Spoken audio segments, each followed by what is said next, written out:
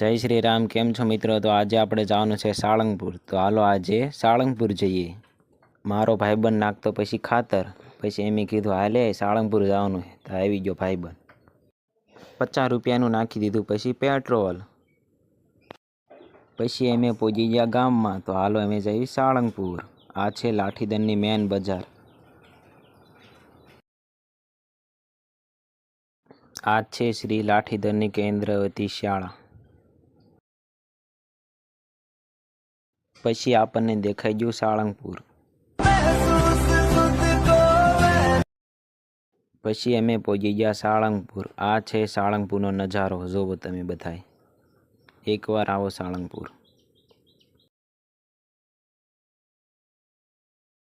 રામ રામ. અરે ક્યાં ગામના?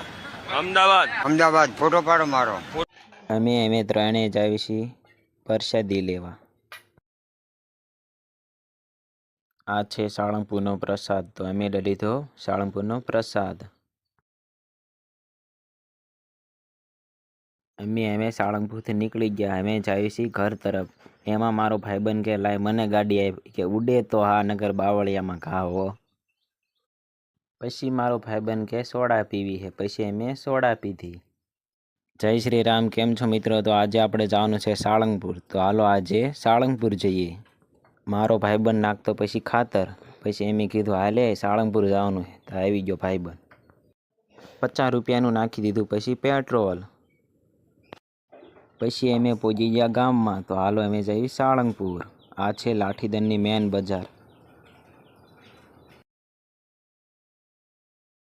આ છે શ્રી લાઠીદળની કેન્દ્રવતી શાળા. પછી આપણને દેખાઈ ગયું સાળંગપુર. પછી અમે પહોંચી ગયા સાળંગપુર. આ છે સાળંગપુરનો નજારો, જોવો તમે બધાય. એકવાર આવો સાળંગપુર. રામ રામ. અરે ક્યાં ગામના? અમદાવાદ. અમદાવાદ. ફોટો પાડો મારો. અમે ત્રણેય જ આવી છીએ પ્રસાદી લેવા. આ છે સાળંગપુરનો પ્રસાદ. તો અમે લઈ લીધો સાળંગપુરનો પ્રસાદ. અમે સાળંગપુરથી નીકળી ગયા. અમે જઈએ છીએ ઘર તરફ. એમાં મારો ભાઈબંધ કે લાય મને ગાડી આપી, કે ઉડે તો હા, નગર બાવળિયામાં ઘા હો. પછી મારો ભાઈબંધ કે સોડા પીવી છે. પછી અમે સોડા પીધી.